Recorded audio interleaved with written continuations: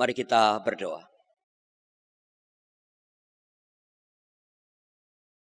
Tuhan, betul bahwa bukan makanan saja yang kami perlukan dalam hidup ini, tapi juga firman, bahkan terutama firman Tuhan. Maka tolonglah Tuhan sebentar ketika kami akan baca Alkitab, melantunkan Mazmur, mendengarkan pemberitaan firman-Mu, tolong supaya kami dapat mengerti dengan benar. Sehingga dengan demikian kami dikuasai oleh firman itu dan kehidupan kami jadi saksi di tengah-tengah dunia ini.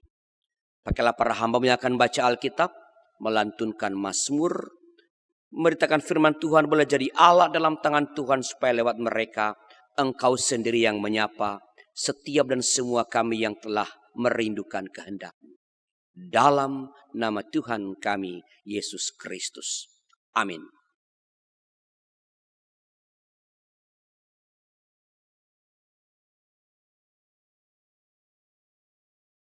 Bacaan pertama diambil dari kitab 1 Raja-Raja 19 ayat 4 sampai 8. Tetapi ia bersendiri pergi ke padang gurun sejauh 1 hari perjalanan. Ia tiba dan duduk di bawah sebuah pohon arar. Ia memohon supaya ia mati, katanya. Cukuplah sudah sekarang, ya Tuhan, ambillah nyawaku, sebab aku ini tidak lebih baik daripada nenek moyangku. Ia lalu berbaring dan tidur di bawah pohon arar itu. Tiba-tiba seorang malaikat menyentuh dia serta berkata kepadanya, "Bangunlah, makanlah." Ketika ia melihat sekitarnya, tampaklah di dekat kepalanya ada roti bakar dan kendi berisi air. Ia makan dan minum, lalu berbaring lagi.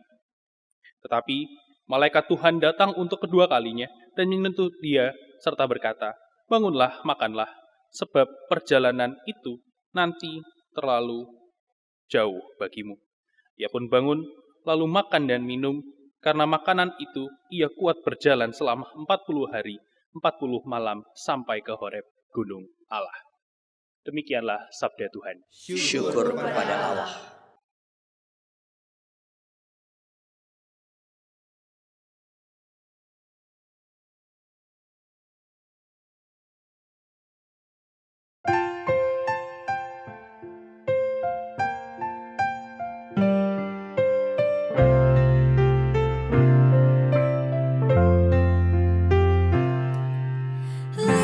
Lihatlah, rasakanlah, oh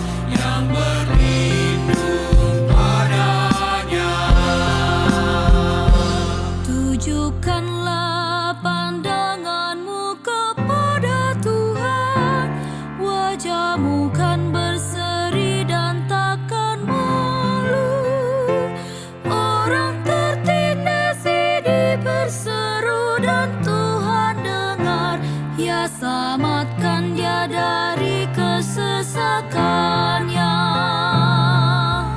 Lihatlah, rasakanlah, oh betapa baiknya Tuhan. Bahagialah tiap orang yang berlindung padanya. Sesungguhnya malaikat Tuhan pun berkemah sekeliling orang yang takut akan Dia. Lalu Tuhan bertindak meluputkan mereka. Bahagialah yang berlindung kepadanya. Lihatlah, rasakanlah, oh betapa baiknya Tuhan. Bahagialah tiap orang yang berlindung padanya.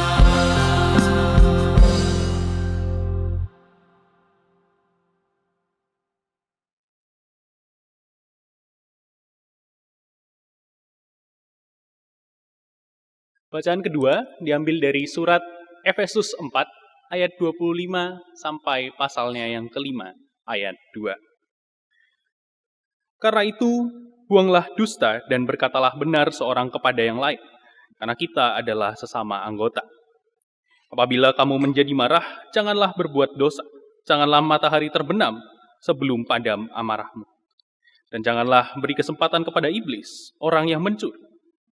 Ingat, janganlah ia mencuri lagi, tetapi baiklah ia bekerja keras dan melakukan pekerjaan yang baik dengan tangannya sendiri, supaya ia dapat membagikan sesuatu kepada orang yang berkekurangan. Janganlah perkataan kotor keluar dari mulutmu, tetapi pakailah perkataan yang baik untuk membangun di mana perlu, supaya mereka yang mendengarkannya beroleh anugerah. Janganlah mendukakan Roh Kudus Allah yang telah memateraikan kamu menjelang hari penebusan. Segala kepahitan, kegeraman, kemarahan, kegaduhan, dan fitnah hendaklah dibuang dari antara kamu. Demikianlah pula segala kejahatan. Tetapi hendaklah kamu ramah seorang terhadap yang lain, penuh kasih mesra dan saling mengampuni, sebagaimana Allah di dalam Kristus telah mengampuni kamu. Sebab itu, selagi anak-anak yang terkasih, teladanilah Allah dan hiduplah di dalam kasih, sebagaimana Kristus juga telah mengasihi kamu dan telah menyerahkan dirinya untuk kita sebagai persembahan dan kurban yang harum bagi Allah. Demikianlah sabda Tuhan. Syukur kepada Allah. Saudara, dengan berdiri mari kita menyambut Injil Tuhan kita Yesus Kristus menurut Yohanes pasal 6 ayat 35 dan ayat 41 sampai ayat 51. Kata Yesus kepada mereka, "Akulah roti kehidupan, siapa saja yang datang kepadaku ia tidak akan pernah lapar lagi. Dan siapa saja yang percaya kepadaku ia tidak akan pernah haus lagi."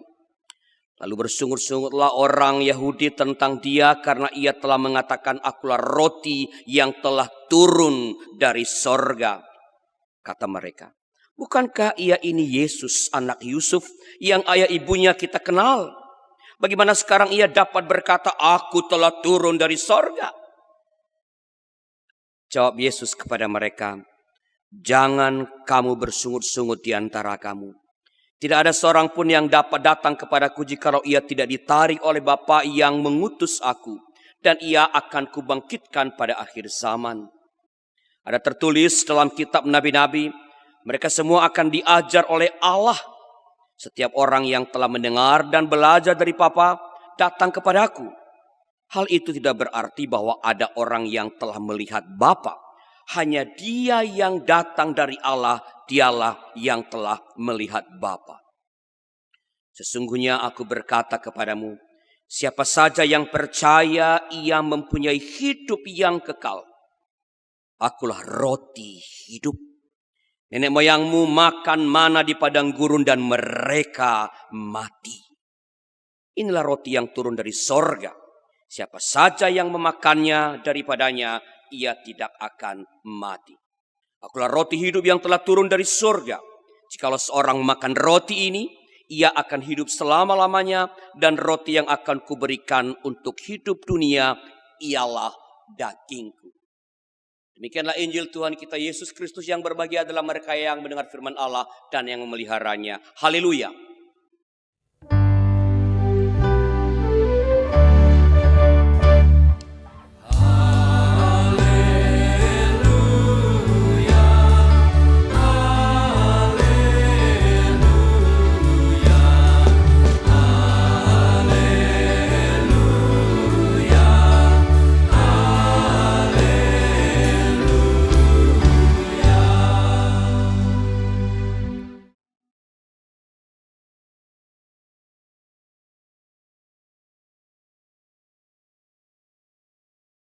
Saudara-saudara, saya mulai khotbah ini dengan mengutip kembali yang dikatakan Tuhan Yesus dalam Yohanes 6 ayat 47 demikian.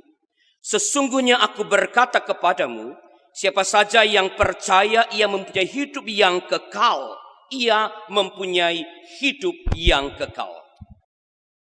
Makna percaya dalam teks ini adalah menerima atau makan roti kehidupan. Sebab dalam Yohanes 6 ayat 35 Yesus berkata kepada orang banyak yang mengikutinya, akulah roti kehidupan. Siapa saja yang datang kepada aku, ia tidak akan pernah lapar lagi. Dan siapa saja yang percaya kepada aku, ia tidak akan pernah haus lagi. Saudara-saudara, mengapakah Yesus menyebut dirinya sebagai roti kehidupan? Pak Joko?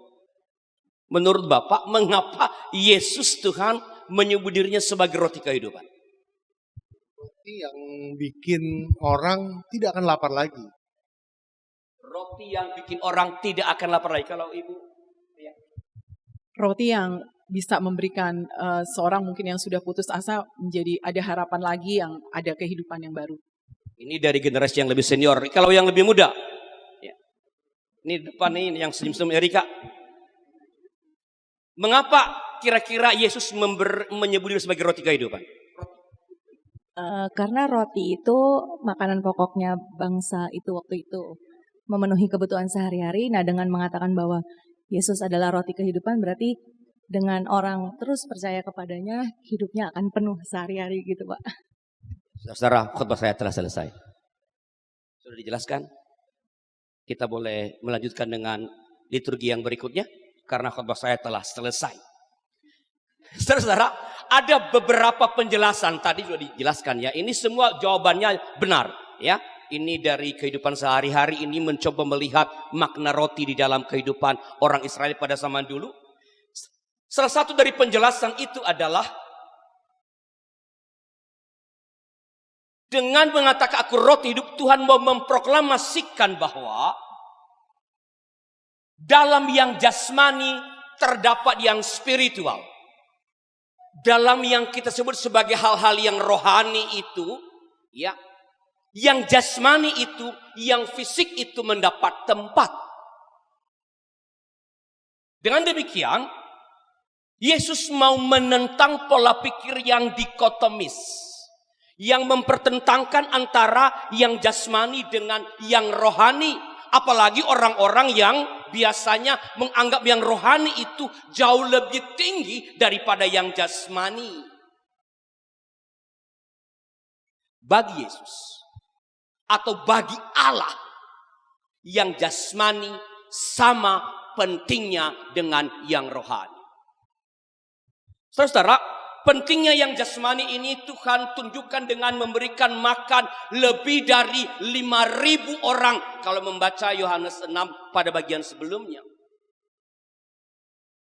Dalam perjanjian lama di peristiwa lain, Allah memberikan roti kepada Elia. Roti bakar.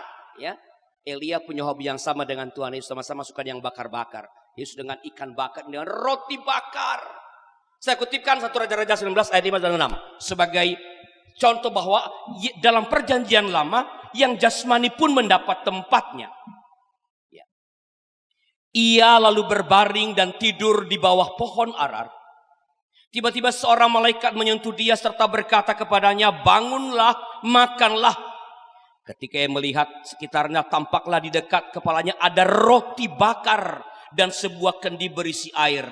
Ia makan dan minum lalu berbaring lagi. Saudara, baik mujizat memberi makan lebih dari 5.000 orang, maupun kisah roti bakar Elia itu terdengar seperti dongeng, seperti mitos. Bagaimana mungkin tiba-tiba Tuhan beri makan 5.000 orang dengan bermodalkan apa? 5 roti dan 2 ikan. Impossible. Itu angan, itu mitos. Tapi sesungguhnya dalam sejarah dunia, demikianlah cara Allah untuk menunjukkan pemeliharaannya kepada umatnya. Bagai cerita dongeng. Tak tercerna oleh akal budi manusia, ia melampaui rasionalitas kita. Supra rasional. Tapi sekali lagi, dengan cara yang seperti dongeng inilah Allah menunjukkan bahwa yang jasmani, yang fisik, yang ragawi itu ia cukupkan, dan sama pentingnya dengan yang rohani, yang spiritual. Maka percayalah kepadanya, karena bagi dia yang jasmani, kebutuhan jasmani itu bagi dia sama pentingnya dengan yang rohani, dan ia akan mencukupkan. Tapi harap jangan salah fokus.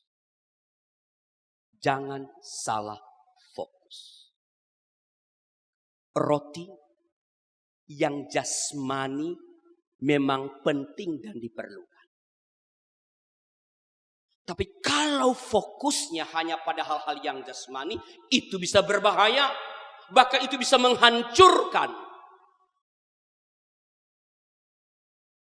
orang-orang yang hanya fokus pada hal-hal yang jasmani dan abai pada yang rohani, pada yang kekal, pada yang ilahi, bisa gagal mengalami kehidupan yang kekal. Orang yang hanya fokus pada roti dan abai pada roti kehidupan bisa gagal mengalami keselamatan. Dan itulah yang terjadi bagi orang-orang banyak yang mengikuti Yesus dalam bacaan kita tadi. Saya kembali kutip Yohanes pasal 6 ayat 41 sampai 42. Saya kutipkan kembali. Lalu bersungur-sungurlah orang-orang Yahudi tentang dia karena ia telah mengatakan, akulah roti yang telah turun dari sorga. Kata mereka, bukankah ia ini Yesus anak Yusuf yang ayah ibunya kita kenal? Bagaimana sekarang ia dapat berkata, aku telah turun dari sorga? Lihatlah bahwa mereka berfokus pada yang jasmani.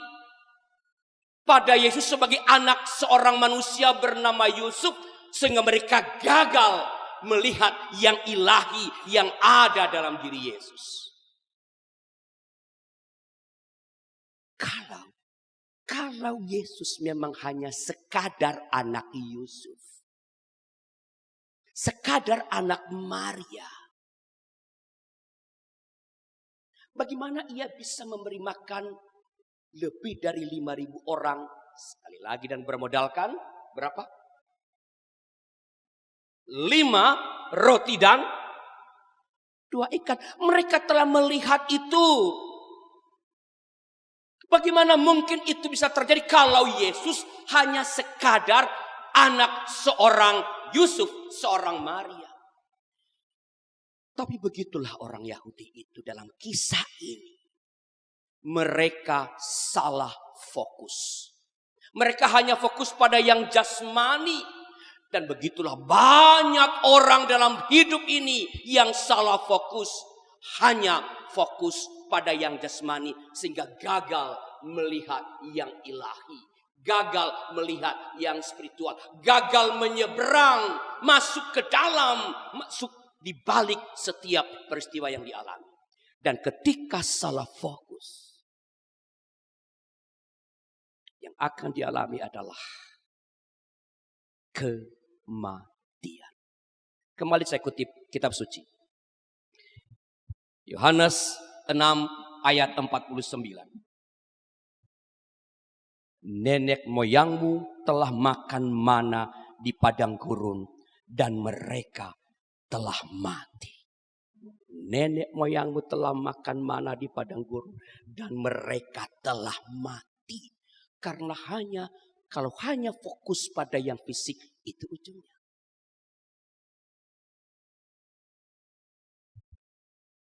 Orang yang hanya fokus pada yang fisik akan ujungnya pada kematian. Berapa banyak orang yang hancur karena hanya fokus pada hal-hal yang jasmani, yang fisik, yang duniawi, pada uang, pada karir, pada takhta. Berapa banyak orang-orang yang menjadi calon anggota DPR, DPRD, lalu menghabisin uang, gagal lalu jadi. Karena yang ia kejar adalah yang jasmani, yang fisik. Ia tidak memikirkan apa yang ada di balik, apa kehendak yang ilahi di balik sebuah jabatan, kepercayaan pada kedudukan.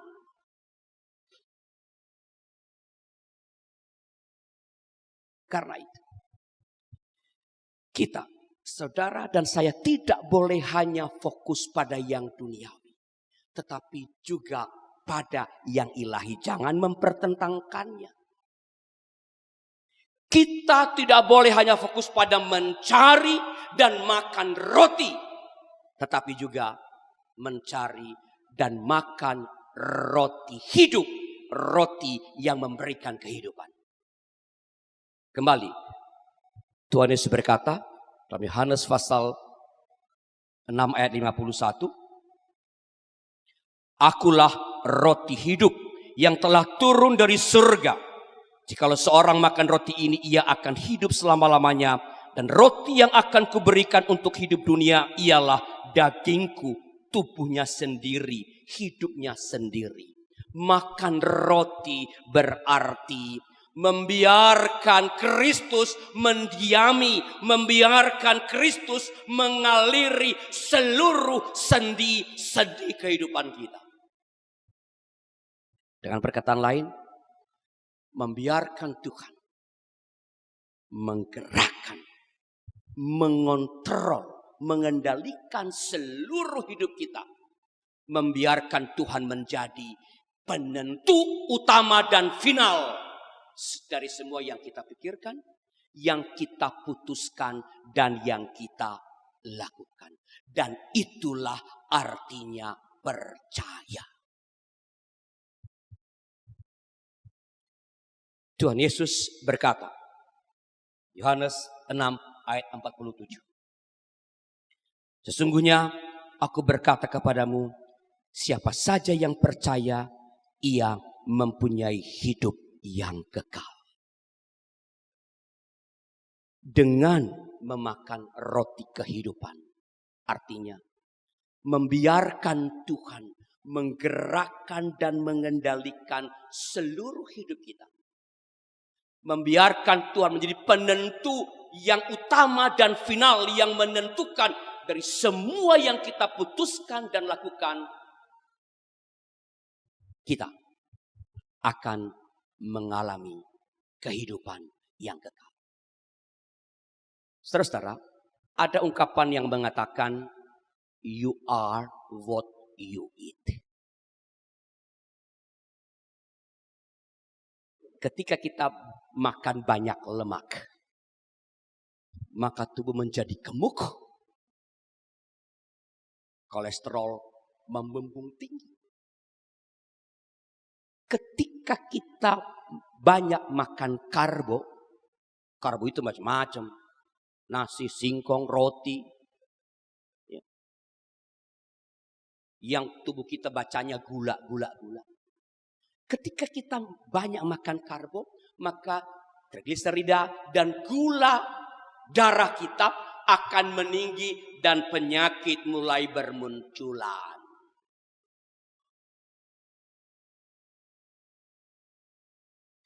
Ketika kita makan makanan yang sehat, maka tubuh kita akan menjadi sehat. Ketika kita memakan roti kehidupan, maka hidup kita akan mencerminkan firman Tuhan.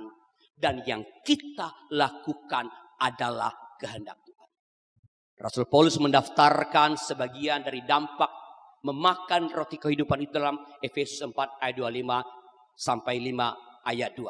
Saya ringkaskan, inilah bukti dampak kalau kita makan roti kehidupan, maka yang akan terperlihatkan dalam keseharian kita adalah berkata benar, mengendalikan amarah, bekerja keras, dan melakukan pekerjaan yang baik.